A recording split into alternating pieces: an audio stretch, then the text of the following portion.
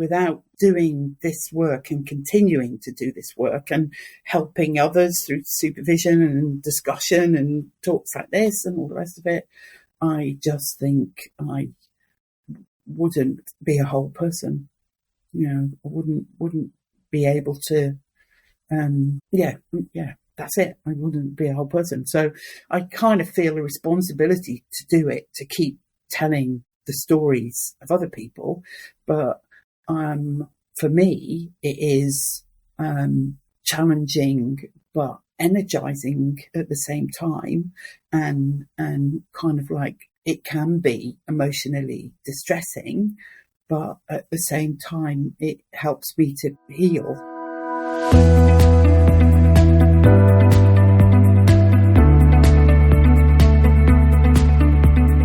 Hello and welcome to the Full Stop Podcast, a childless community podcast with Michael Hughes, Berenice Smith and me, Sarah Lawrence. If you're new to this podcast, we're here to delve beneath the surface of the childless identity, to cover what's going on in the wider community and to look at the topics that really affect us. Our goal is to help and support those of you out in the community by sharing the stories and the voices that make up our narrative, so that you too can begin to find yours. We also aim to inform and educate those who aren't members of our community so that they can begin to understand and support those people in their lives who are facing a life without children. In this episode, we're joined by Gayle Letherby, sociologist, researcher, academic and author, who researches, amongst other things, childlessness, grief and death. In this fascinating episode, Gayle speaks passionately about her life and how it's impacted her research and how the two are irrevocably linked. So sit back, relax and enjoy this episode, all about how we need to own our stories and how these stories can influence the work we do and how we can undo the misrepresentation of the childless community. Good morning, Gayle. Thank you for joining the Full Stop podcast today. It's been a really... I think I've followed your work for a very long time. I know the Full Stop. I think we owe you, along with many, many other people who are doing work in the childless and involuntary childless space, an awful lot of credit for the research that you've done over the years. I think without your work, then I don't imagine that any of us would be here doing what we're doing as well. So I just wanted to start by thanking you for all the work you've done over the years. It's been an extensive amount of research. When I was looking, I don't want to say the word stalking, but when I've been following you on social media, I've become aware very much of the breadth of work that you've done over a very long period of time. So thank you for being with us today. Thank you so much. That's really kind, and it's lovely to be here. Fantastic. For the benefit of our audience who may not know you as well as perhaps we do, would you like to just introduce yourself and share with them what it is that you do and your background, if that's possible, please? Sure. My name's Gayle Letherby. My personal experience with reference to childlessness is that I was pregnant once in the mid-1980s. That pregnancy ended in miscarriage, and to my knowledge, I haven't been pregnant since. At that time, I was working as a nursery nurse. I was in my 20s. I was working in a nursery nurse. It's fair to say that I chose the career as preparation for all the children that I was planning to have. It didn't happen. And for a while, I felt that I thought for a while that I wouldn't be able to work with children. So I left the job that I was doing at the time. I did some another kind of classic feminine job, really. I did some kind of admin type work, and I was feeling that my brain wasn't being stretched enough. So I went to the local further education college to see if I could do something in the evening. And I originally wanted to sign on to do child psychology, and child psychology didn't run, and psychology didn't run because there wasn't enough interesting sign of the times, I guess, and the only thing that was available was an A-level sociology. So I said, well, what's sociology? And the tutor kind of explained a bit to me, and I thought, okay, maybe. Anyway, it's fair to say I think that I fell in love really with the with the discipline, it made me just think about my own life in relation to the world in much more detail than I ever had before. And to cut a quite long story short, a couple of years later, I started a degree in sociology at what was then North Staffs Poly, Staffs University now. My final year dissertation was on women's experiences of miscarriage. I then secured a scholarship to do a PhD at the same institution. My PhD was on experiences, predominantly women's, but some men's too, over 80 people who I wrote to and interviewed, some both, some one or the other. And that was on, as I said, involuntary childlessness and infertility. And following that has been 35 years of working in the academy.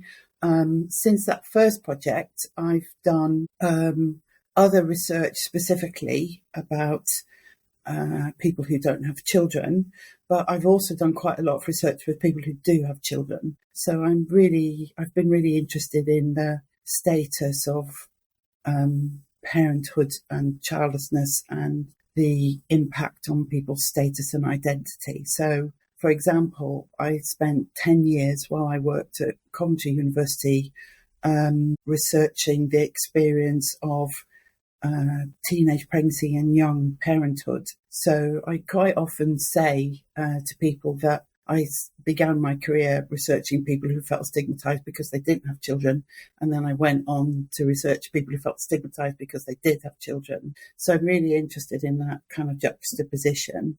All along, I've continued to do smaller projects, specifically around pregnancy loss. I've done 2 or 3 other projects on pregnancy loss, and a couple of other projects specifically on childless women as a resource in institutions. So, for example, I did one project with a colleague looking at the role that childless women play in higher education and the kind of expectations of them and how they might be different than the expectations of women who mother. To bring it kind of up to date, the last 15 years. 15 years ago, I suffered a quite significant bereavement.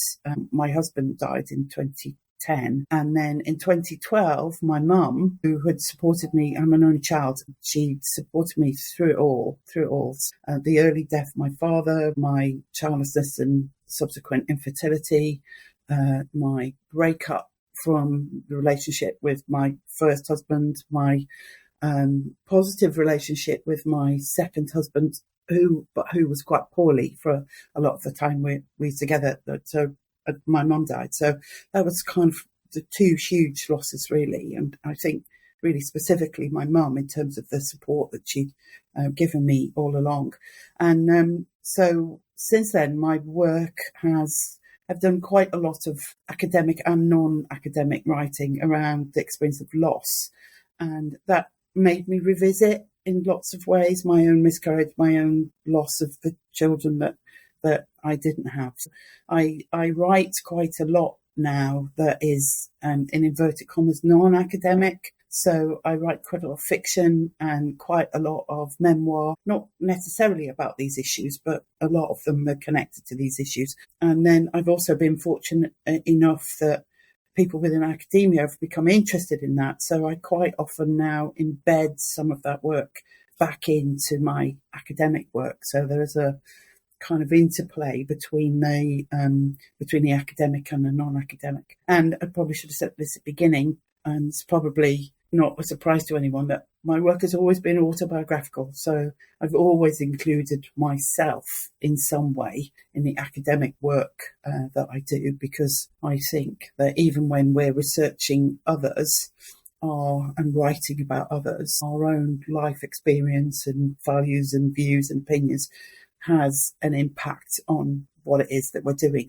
Again, I've always been kind of conscious of the necessity to talk about myself in a way that is valuable to I hope, to the work that I'm doing. Hope that wasn't too long an introduction. Thank you so much. That is just an incredible career. Is it fair to say, that because some of what you're talking about chimes with me, because I kind of don't think I would have had a undergrad or a postgrad degree had I not have experienced miscarriage and failed IVF. I never would have even thought of that.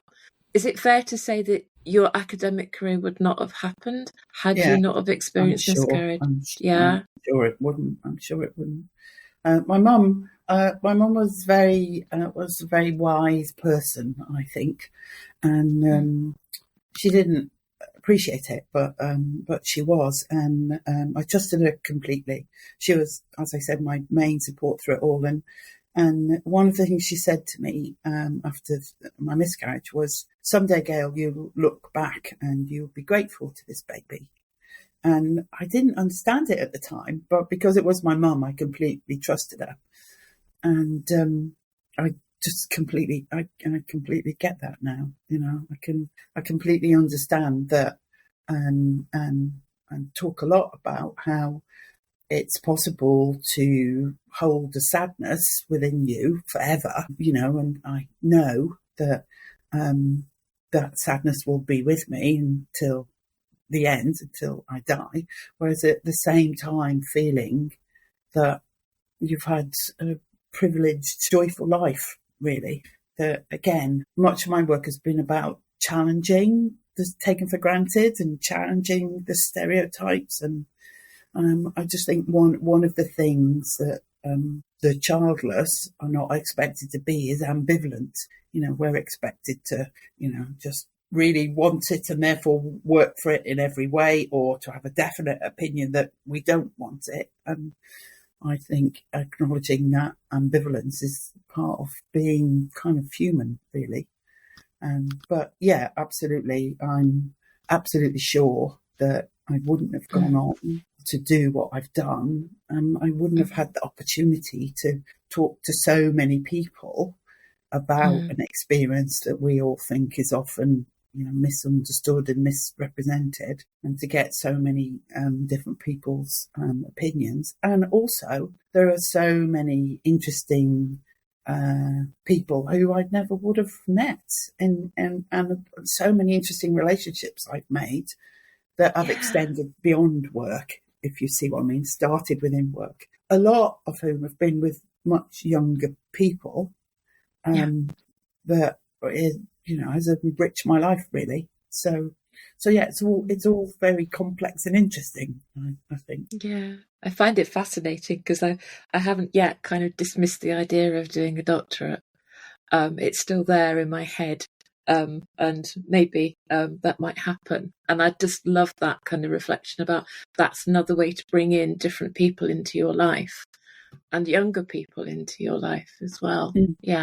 Yeah, something I hadn't really considered, I think, in my own reflections on what might happen next, I think, as well. I just was thinking as well about your non-parent, the research that you were doing way back, it was in the 1990s, wasn't it? The ambivalent autobiographies of non-motherhood. That's Catherine Williams, wasn't it? I mean, that was a while. That really kind of is quite groundbreaking, I think, then, to talk about that at that time. I just wanted to just highlight to our listeners that was in the 1990s. And how hard was that to research then? Because I'm thinking now that we can sometimes have episodes at the Full Stop, we might struggle to find a guest because there might just not be someone talking about a particular subject that we think that is being talked about, and we've kind of thought, but there isn't, so we can struggle with that. But I mean, back then, this probably predates email, I guess. And how easy was it to find those stories at the time? Yeah.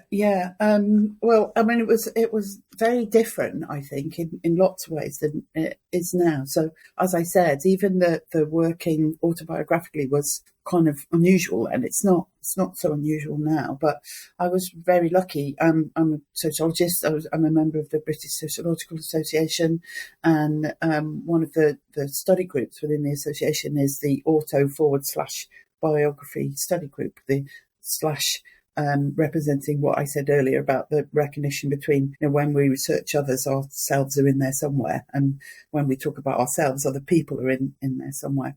And that group started in 1991, and I started my PhD in 1990. So I was very lucky to have kind of methodological and methodological support then, and philosophical support, I guess.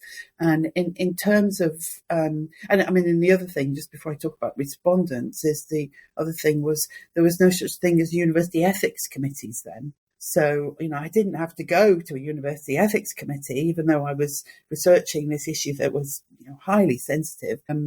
My supervisors just had to kind of agree, and that didn't only necessarily have consequences for the people that I was talking and writing to, because I was a novice researcher, but it had huge consequences for me in that I did become completely overwhelmed. As I said, I had 80 odd people, and I was completely overwhelmed by everybody's stories. And, I always started an interview by everybody who I interviewed asked me why I was interested in the topic. So I always told them why. Sometimes that then led to quite a lot of discussion about me. Sometimes they never asked me another question. And towards I interviewed sort of 26 women, I think, and 8 men, and 3, 4, and 5 times, so more than once. So there were lots of interviews, and I exchanged letters with another 50 people. And always in interviews, as I said, I talked about myself if people asked me. But towards the end of the period, so I collected the data for about 18 months, towards the end of the period, people would ask me about how I felt about something. And I said, I honestly don't know anymore. And I got a bit lost with it all. And I had to take a break. I just had to take a break from thinking about all these stories. So I took like a year off really from it, because it was all a bit much really. And there wasn't really any guidance on how to deal with that then. In order to get the respondents, you're right, it was, before social media, email and all of that. So I advertised in local newspapers. I wrote to several national newspapers, but only one national newspaper published the story, the advert. But quite a lot of local newspapers did. I was in the Staffordshire area then, so kind of Staffordshire, Manchester, Lancashire, Cheshire, all around there. And then there was quite a lot of snowballing in that people said, my friend would like to talk to you. And in terms of the written material, I didn't expect to write letters to people. I thought that the data would just all be collected through interviews. But several people wrote to me and said, I really want to be involved in this research, but I don't want to talk about it. It's going to be too much for me to talk about it. Do you have a questionnaire? So I wrote back and said, I don't have a questionnaire, but I could, these are the areas I'm interested in. Please just write what you would like. And some people wrote a page or two. Some people wrote lots, pages and pages and pages. And then some people I had a little interchange with over a series of months. Some people wrote to me and said, I've never told anybody this before, but this is my story, and didn't sign it or didn't give me an address. So they were essentially completely anonymous, And what was very interesting about that was that it opened up a whole new way of kind of thinking about how to talk about this topic and other topics that people might feel emotional about. Was that in the face-to-face interviews, nobody ever criticised me for a question that I asked. On paper, sometimes people said, well, that question was a bit insensitive, Gayle. What do you mean lifestyle? That's all a bit middle class and silly, isn't it? And so, you're asking me what I think about, that's not really very appropriate. So that was really kind of interesting in terms of power dynamics. So even though in a way it might have felt more difficult to get respondents at that time, it wasn't.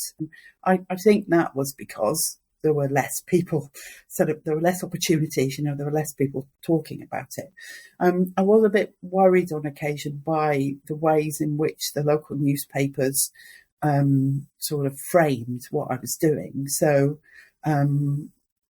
the local newspaper in Stoke-on-Trent is called the Sentinel, and on Tuesday, I don't know if they still do, but they had a women's section called the Sentinel, and one of the journalists interviewed me for it, and it was like a half an hour interview or something, and then she rewrote what it was that, and the heading was "Learning from Pain and Suffering of Involuntary Childlessness," which was exactly not what, but the people who came forward, I asked them all what they thought about it, and none of them were bothered. But of course, I can't know who that put off. I can't know who those things put off. So it wasn't difficult to get people. It was a huge learning experience, and it was quite emotionally challenging. And also, it was very educational in terms of the way in which people might define themselves. So I said that I wanted people to come forward who defined themselves as involuntarily childless or infertile or both. And some of the people who came forward, I wouldn't necessarily have defined them the same way. So that was very interesting. So and the medical textbooks wouldn't necessarily have defined them the same way. So I think, I'm hugely, the point you made at the beginning, Berenice, I'm hugely humbled by the fact that people are increasingly saying to me that my work was influential in terms of giving other people the space to do work. But I guess the thing is, I knew so little at the beginning, and actually I learned such a lot from the ways in which different people not only described how the experience was for them, but described what the definition of this experience and the status for them in such a variety of ways, really. It strikes me that an awful lot, though, of what you've been through in terms of, I think, newspaper responses, in terms of that overwhelm, I think, of research, I think could chime with an awful lot of people, I think, who in some form have perhaps shared their story or have gone down a route. It chimes with me. Certainly the first time I ever really talked about childlessness was in my as a presentation to the faculty at the university I was studying at for a master's degree, one of the modules, which became later the Walk in Our Shoes project. And it was the first time I sort of stood on any form of public something and went childless and attached that to myself in some form. I felt quite overwhelmed by having to do that. And then I did have ethics committees. In some ways I kind of wished I hadn't, because trying to explain what childless is and trying to navigate that is a whole sort of, even then, I mean, that wasn't that long ago, but it was like a different kind of language and something they were like, what's that then? And having to then educate as well. But it strikes me that yes, I think that it's the people that responded to you, but I kind of counter by saying that so much of what you've said about that kind of the not really quite unknowing what you're going to unleash, I suppose, within other people, but also in yourself, feels like something that a lot of our audience might chime with, even if that's maybe they're writing something for the first time in a community, maybe for World Childless Week, or whether that's actually doing a whole blog or standing on a stage at Storyhouse, anywhere that they might be doing something. There is that sense of an overwhelm, I think, and what's the response going to be? It feels like you kind of paved the way for lots of people to learn from that as well. I'm talking an awful lot here, and I'm just conscious I have two co-presenters with me in this room as well. So Sarah and Michael, you must have things to ask as well. So I'm going to just be quiet for a second. Sorry. I'm enthusiastic. I was going to ask her, actually. I've been sitting listening, and I was really struck by your story. You started off in one place and you said my childlessness was instrumental in kind of getting me where I am. I'm kind of intrigued about the kind of subjects you're drawn to seem very, I was going to say deep, in terms of talking about childlessness when perhaps it wasn't talked about and researching it. but also that the work that you're doing around sort of aging, death, dying, that is kind of, I always feel like that's almost like an elephant in everyone's room, isn't it? Nobody really wants to address that this is a natural part of life. I'm curious about how you feel about working with something that lots of people don't really want to talk about. And I wonder if people are not really wanting to talk about it when you say, well, actually, I'm going to research this. What's been your experience? Yeah. I'm quite eclectic. So I have done a lot of writing around those issues, and I think those issues are what I would call kind of like the core of what I do. But interestingly, I've come to realise over the last just few years that actually it's all about love in some way. I gave a conference paper when it was during COVID, so it was all online. And I gave a conference paper, I think it was 2020, something like that, about an experience that I'd had a couple of years ago where quite unexpectedly my hair started to fall out. And I didn't know why, and the doctors didn't know why, and it was very frightening, because I was losing like lots of hair. And so inevitably, as often happens in my life, sooner or later I thought, I'll write about this. And I decided in the presentation to have some photographs. So I went back to find photographs of myself with different hair and, long hair, short hair, curly hair, straight hair, red hair, blonde hair, grey hair, whatever. And in almost all of the photos, of course, I was with somebody else. And I was usually with somebody that I loved. And quite often I was with somebody that I loved who isn't with me anymore, So the paper became as much about a story of love and loss, as well as the loss of my hair, if you see what I mean. So it's very interesting for me that kind of like, even though I'm not doing any research at the moment on childlessness, but it kind of invades everything else that I'm kind of interested in really in kind of various ways. And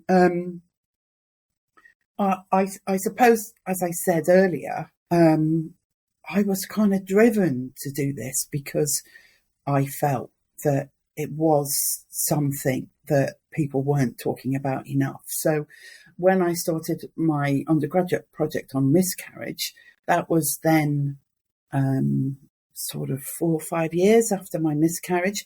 And I found out then about the Miscarriage Association, because nobody had told me that there was an association where you could get support. Nobody had told me. I know now it's kind of easier for people to find these things out. But and then in terms of when I took the break that I told you I took, and I was at the point then when I was thinking, I then started my first permanent job, and I was thinking, do I really need the PhD now? I've got a job. Do I really need to go back to it? Do I need to go back to it? And I went back and looked at the data, and I felt a responsibility to the people who had shared their stories with me. And people even said to me, I want the world to know about this, but I don't want to stand up and say it myself, But I want, and somebody described me as their soapbox, the importance of me kind of representing them. Another person said to me, they were laughing, but I know that they were serious. If you get it wrong, I'm going to be really cross. So there was the kind of pressure, but the responsibility that just felt really important for me to do that. And I suppose in a lot of the research that I've done, included in both these two areas, it's the same kind of thing. I think that there are experiences that certainly death and loss is an experience that we all have. And childlessness is an experience that increasing numbers of people are having. But there is still too much misrepresentation, too much misunderstanding, too much sort of platitudes and stereotypes and simplifications of the experience. It just feels I just can't not do it. I just can't not do it because of that, really. But I've also got to say, it's nothing's ever completely altruistic, is it? Actually, I wouldn't have survived if I hadn't had this work, I don't think. It sounds dramatic, but I think it's true. I think I've talked about my mum. I wouldn't have survived without my mum. I just wouldn't. I know I wouldn't. I'm certainly not, mentally whole. But without doing this work and continuing to do this work and helping others through supervision and discussion and talks like this and all the rest of it, I just think I wouldn't be a whole person. I wouldn't be able to. That's it. I wouldn't be a whole person. So I kind of feel a responsibility to do it, to keep telling the stories of other people. But for me, it is challenging but energizing at the same time, and kind of like it can be emotionally distressing, but at the same time, it helps me to heal. If the topic in this episode chimes with you, you can get in touch with us on social media. You can find us on Facebook, Instagram, LinkedIn, and Blue Sky. We appreciate your feedback. Childless Not by Choice listeners can carry on the conversation with us in our safe space at the Full Stop online community. For more details on how to join and to claim a free month's trial on us, please visit www.thefullstoppod.com. We extend a huge thanks to the current members of our amazing online community, and it's because of them that we can keep the lights on for the podcast and look forward to giving back to the childless community as we grow. The fiction in the memoir, I started writing that after John and my mum was called Dorothy, after John and Dorothy died. And again, I started to do that just because I felt, okay, I'll do this and it'll make me feel a bit better. I didn't envisage that it would become part of my kind of academic labour and that I would continue to do it, and I would publish it kind of both in lay spaces and academic spaces. It was just something that I needed to do. But what I've come to realise is that other people engage with those stories in a way that they don't always engage with academic stories. So again, we can reach different audiences and different people. It's on a completely different topic, but I wrote a short story in 2017, I think, about child poverty, and I published it on a public site. It's a public site that I publish on called ABC Tales, where I publish fiction and memoir.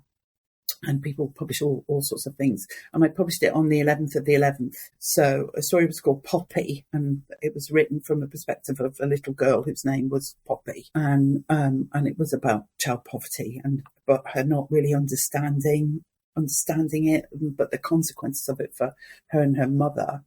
And so far, I think 18,000 people have read that story. Now, I'm pretty sure nobody's read. None of my academic pieces have, attracted anywhere near that kind of audience. So I found it really interesting that, there are different ways to tell academic stories, and there are different ways to tell these important stories beyond the academy, drawing on our own experience and drawing on our research. And one of the things I've been really privileged to do in recent years, because I've started to write like this, people have started to ask me to run sessions around creative writing for academics and creative, not just creative writing, sort of academic workshops and that kind of thing. And I've worked with a whole range of people across a whole range of disciplines. And again, I found that people have become really aware of the fact that everybody can do this. I'm not a creative writer, I don't have a creative writing degree, I don't claim to be kind of wonderful at it, but I can do it, and so can everybody. And I give people like a 10-minute exercise and they write the most amazing, heartfelt stories. I've I'm really interested in storytelling, both academic and non-academic. And I think through storytelling, we can challenge some of the stories that might be a bit faulty. And at the same time, we can kind of both entertain and help ourselves and hopefully others, really. Again, that's quite a long answer and a bit rambly, but I just think I can't not do it. I just can't not do it. I'm never going to stop. I love that parallel that you've just drawn, I think, between probably the full stop as well. I don't know about you two, Michael and Sarah, but that what stood out for me amongst lots of things that you said there was that you couldn't have not done it and it helped you so much. And I think that that's probably true of what we do. Is it's that there is always a bit of ourselves in, I think, everything that we do that means that, we can get some help too. It's not, it would be wrong to say, we do say it, it's not quite, I certainly say it anyway, is that, we share the stories of our guests, but within that interwoven are definitely our own stories. Mm-hmm. There's always a bit of something in it for ourselves. Of course there is, because otherwise we wouldn't show up and do it and give all of this time, I think, and love to something. Because actually it helps us, it certainly has helped me to come to terms with where I am and to feel less alone. So that's definitely that stood out as being like, that it is. And I love that honesty as well, that there is something in it for you as well. Of course there is. I mean, to devote so much of your life to this research, I think is really important, and to how you're changing people's opinions, I think, on what it means to not be a parent. And I just looked at your I just looked at ABC Tales, and I'm just looking at how many times your stories have been read and how many times they've been cherry picked. I don't know quite how the platform works, but clearly cherry picking is important. And I'm just thinking you get lots of feedback from that, and that must be quite nice to have that feedback that you wouldn't get in academia, because my experience of academia is it's very measured. It's obviously a marking table, and there's things that you have to do in order to kind of fit the criteria, whereas this must be quite freeing to do. Mm-hmm. And it is quite interesting in terms of academic reception, because I've had two experiences, and they're both around writing about loss, and that have been the most positive review experiences I've ever had. So I published an article in a journal called Mortality, which is interdisciplinary journal that focuses on loss and death and the aftermath of death. And I called it, I think the first title is Bathwater and Babies. So it was a story with which I interwove my kind of methodological approach, my concern with autobiography and reflexivity and feminist research, etc., with pieces of fiction and memoir. And I wrote about the loss. I just said it, and I don't like to say it. I don't like to say I lost my baby. I always think it sounds like I've been careless. I'd lost. But it's difficult, isn't it? Because there isn't like the only way to describe a person who hasn't got a child is with a kind of negative, like non-father, non. Oh, totally. You lost totally someone. Hear you. It's like you just let. Anyway. So I wrote about the baby, and I wrote about my dad. My dad died when I was 20, and I wrote about my mum and John, and I did it through weaving fiction and memoir and the academic sort of methodological. And so it was an unusual way to write an article, and it was the only time in the whole of my career, and as you say, I've been fortunate, I've published quite a lot. It was the only time in the whole of my career that one reviewer said, publish it as it is. So that's never happened since, and it never happened before, and it never happened again. So usually there's the do this, and this, and the other reviewer did want me to do something, but it wasn't much. And then, interestingly, I've just had another experience with three colleagues I have three visiting professor posts, and one of them is at the University of Bath in the Centre for Death and Society.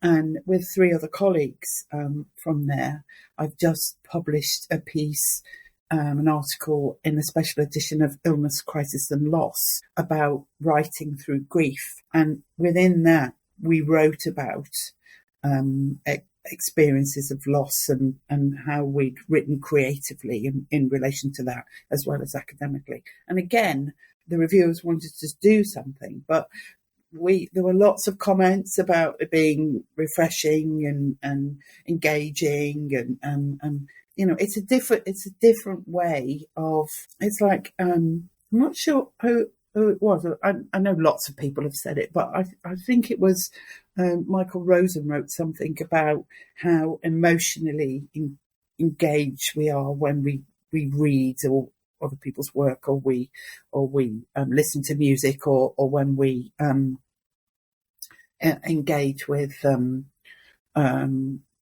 art and stage performance and all the rest of it. And and I know how much I get from reading other people's stories, both stories that are fictional in some ways and both stories that are factual.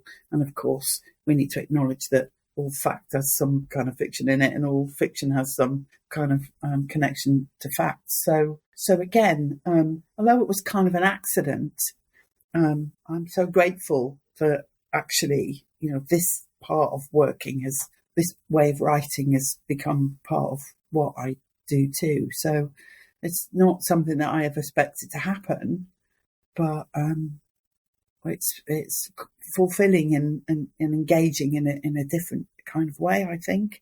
And again, it gets people to encourages people to respond to you in different sorts of ways, even in the academic arena. So yes, you don't get so much, but you get people saying different sorts of things. Well, I've never read anything like this, but it's made me think about, have you thought that you might do, what about, because everyone's kind of got an interesting opinion on a different way that you might do and what else you might write about. I've got an idea at the moment, and I'm not quite sure if I can do this, but I've got an idea. And the things that are said to us all the time, well, if you haven't got children, you're selfish, or you'll regret it if you don't, or as a mother or a father, I have a stake in the world that you don't. And as someone said to me recently, when they found out that I didn't have any children or grandchildren, oh, well, that's a nice, easy life then, isn't it, Gayle? All of those phrases and more. I know. All of those phrases and more. Ow. I decided to quite like to write a story, to twist it on its head. So kind of like as a non-mother, or do you really want children? Don't you think that's rather a selfish thing? I thought I'd like to twist them all, and because then that helps to see the ridiculousness and the inappropriateness of when people say it. Oh, I think that's very true, isn't it? Twist it the other way around, Yeah, I always think it's a bit like people observing that, oh, so you have a sex life then. And it's just that I don't have to tell you that intimate kind of detail. It's kind of really what you're asking. It's like, have you biologically, have you had children because you've done the whole birds and the bees thing? Well, actually, that's really rather rude and inappropriate for the context of wherever we are. It's not acceptable. I love that. I want you to do that. Okay, I'm not quite sure how to frame it, but I'm working on it. And I thought this morning when I was thinking about about this morning, and I was thinking of the when people say something like, well, how do you live with that decision? So I thought if somebody might say it to a couple with a group of children around them, well, how do you live with the decision that you had children? Just twist it all. Yes, exactly. Yeah. How do people, and I think that's an interesting one to reflect on, because I think certainly for my things, I can't actually quite, I know at one point during the trying to be a parent is that I forgot why I was trying. Couldn't really remember. So maybe that's an interesting thing to throw it back to parents and go, well, what made you?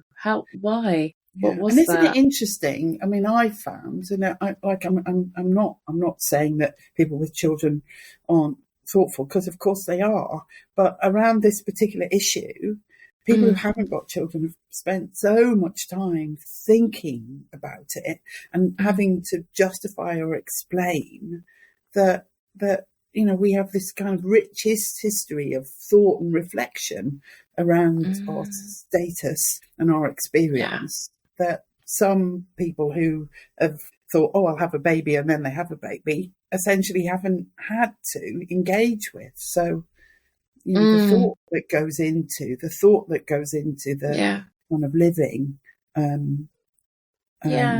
with your experience is kind of, well, it is rich, isn't it? The stories are rich. I think the curiosity around the language, and I think how we approach, but also I think the emotions as well too. I think that there's a compassion that I think many childless people, again, I have a hang up on the less as well. I wanted to go back to that. I'd consider myself more, not less, but less childless. I'm less. No, I'm not less, but it's that reductiveness of the word. But I think that the other stuff that we can get from that, the emotions, the compassion, that I think I would never have had. I think that's true of many people within this community, is that we get other things from it. Just circling back to kind of what you said before about the people that you've met as well and the experiences you've had as a result. Of academia and an event. Gayle, I just need to tell you, I'm really inspired by the way that you've leaned into your childlessness and those great losses you've had in your life, and let them permeate into what you do, and flick them around to be that positive.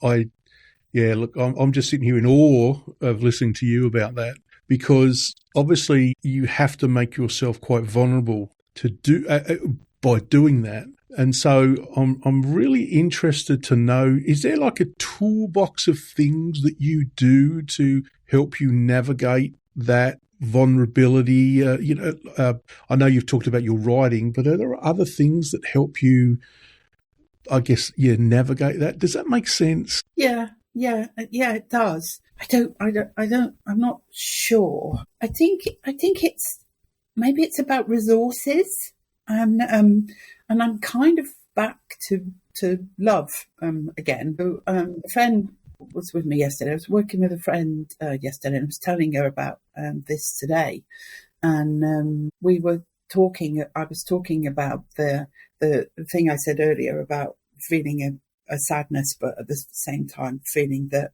I've lived a privileged life. And I can't think about that without thinking about the people who have loved me, so I can't think about it most specifically without thinking about my parents and my husband, John. And John was an academic, and although he wasn't that well for a lot of our marriage, he was super supportive of everything that I was doing, and helped me to find a voice. And my mum and dad, it was an interesting childhood. For quite a bit of it, we didn't have a lot of money, but I was cherished. I knew how cherished I was, and that grounding has been super important for me. So it's kind of like the background resource somehow, that those are the people who kind of always built me up and always told me that I could do whatever I wanted to do, even when things didn't always happen the way I wanted them to happen, if you see what I mean. And then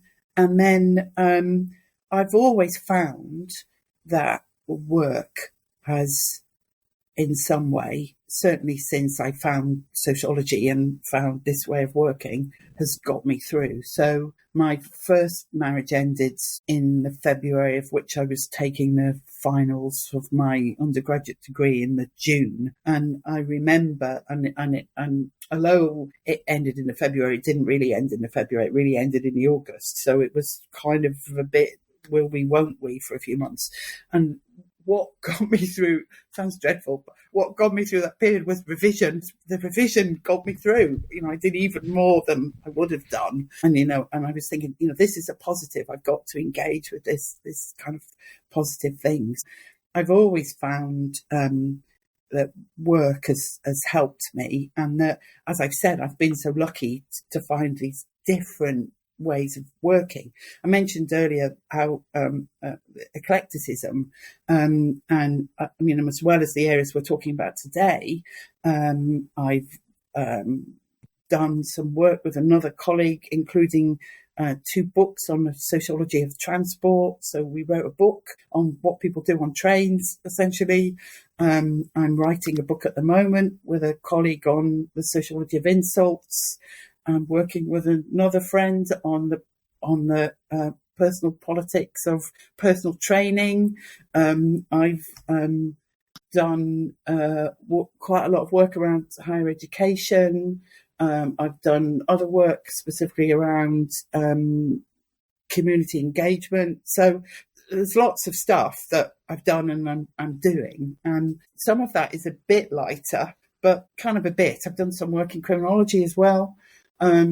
So I one of the things that I find helpful is that sometimes when some of this is a bit deep or a bit heavy, as kind of Sarah said, I'll do something else. I'll do something that's a bit different that'll take me kind of somewhere else. So I kind of move between that. But I've started to reflect and write a little bit since COVID on the difference between solitude and loneliness.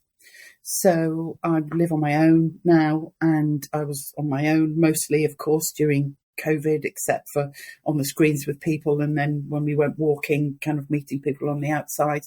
And there was a lot of writing at that time and thinking at that time around loneliness, as well as, of course, a lot from the British Prime Minister, a lot of kind of references to how some people's lives were more valuable than others. And I became very kind of interested in those kind of two things. As a woman who was living on her own, who was getting older, who didn't have any children or any family, kind of what did that kind of mean for me in this kind of space?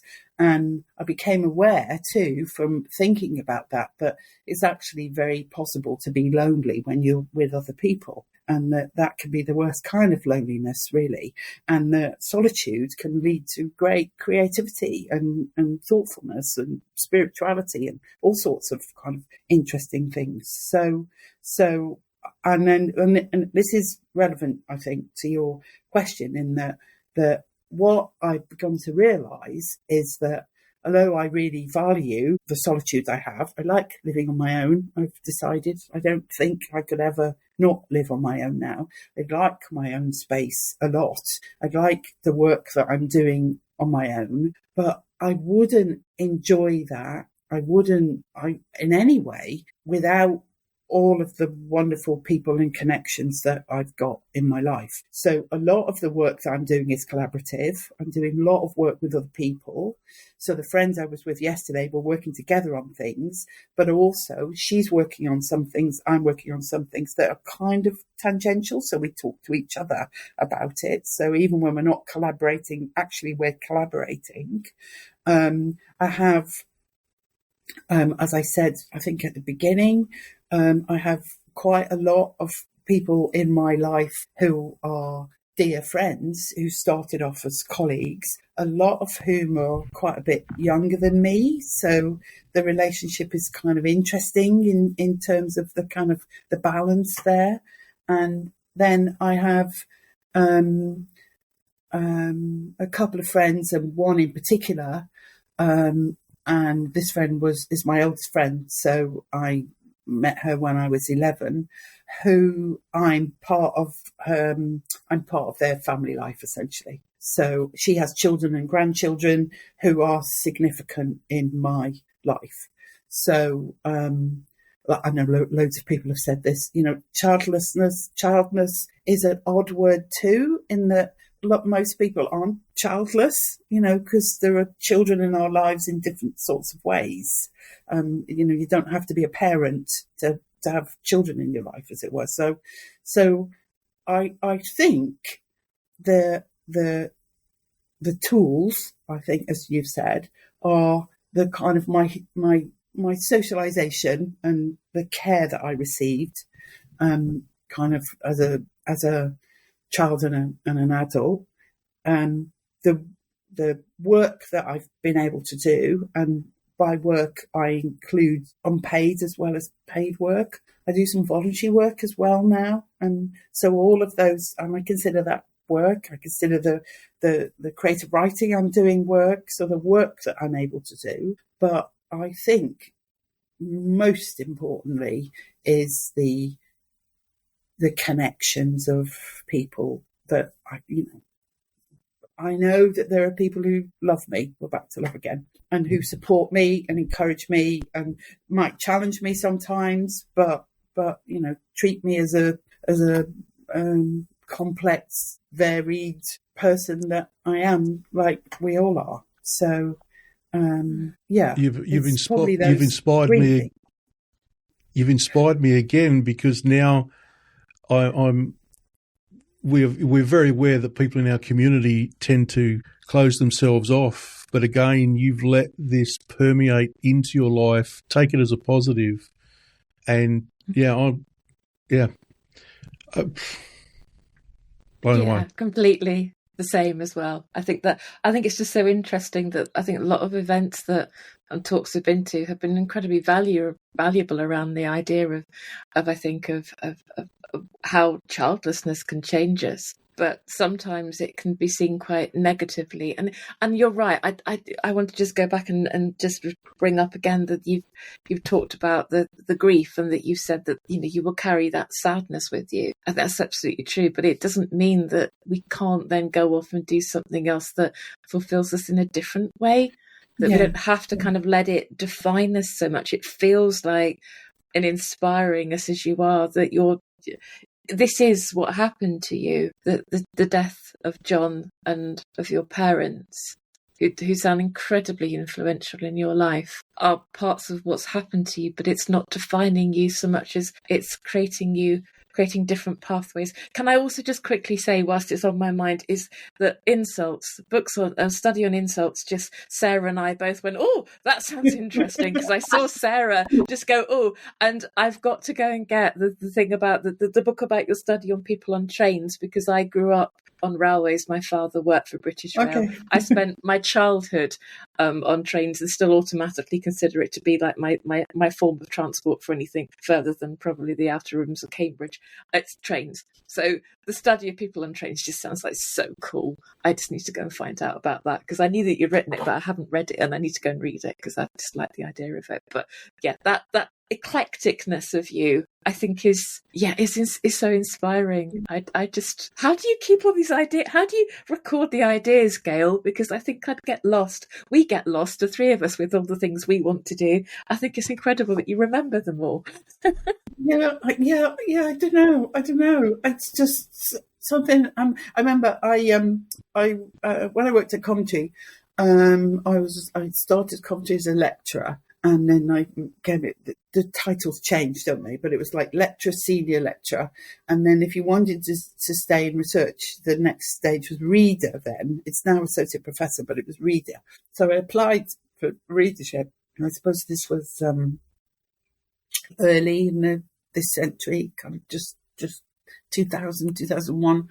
And I got it eventually, went through 6 people had to read it and comment and all of it. And the Vice Chancellor called me into his office and he said, congratulations and blah, blah, blah. And he said, the thing is, Gayle, he said, everybody was, very supportive, but they all said, if you want to go any further, if you want to be a professor, then really you need to decide what Gayle Letherby wants to be known for. So, you're just a bit too eclectic, you just really need to drill down.